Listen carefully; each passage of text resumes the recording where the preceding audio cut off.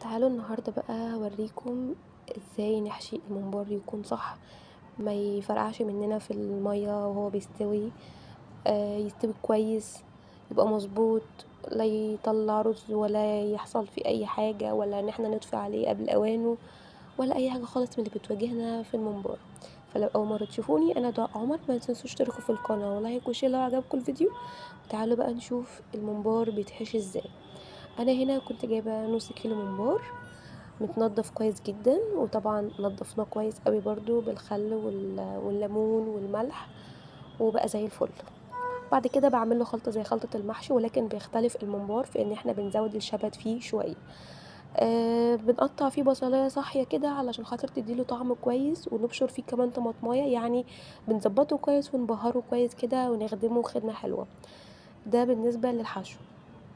بعد كده ببتدي ان احنا لما نيجي نحشي الممبار اول حاجه ما بيتمليش زي ما انتوا شايفين كده. انا بوريكم على قد ما اقدر. انت بتبتدي ان انت بتدخلي شويه كده بايدك، وبعد كده بتبتدي ان انت تفرديهم في الايه في الممباره نفسها، يكون بالشكل ده، ما يكونش مليان على اخره، لان كده كده ده هينفش وهيبتدي ان الممبار هيقفل من ناحيتين، والرز الزياده ده طبعا بيقع في الحله، يا اما بيتفرقع يا اما بيحصل حاجات تانية كتير.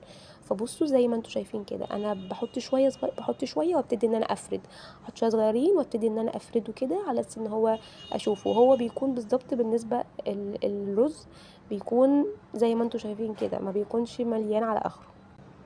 بس كده زي ما انتوا شايفين اهو، انا وريتهولكوا على قد ما اقدر بيكون بالسمك ده. خلاص كده ببتدي ان انا بقى بكون مجهزه له الميه دي. بتكون عباره عن ايه؟ عباره عن ميه، وبرده بحط لها بصلايه مبشوره، طماطميه مبشوره، مكعب مرقه، بهارات، برده بنخدمها كويس قوي لان هي برده بتطعم الممبار.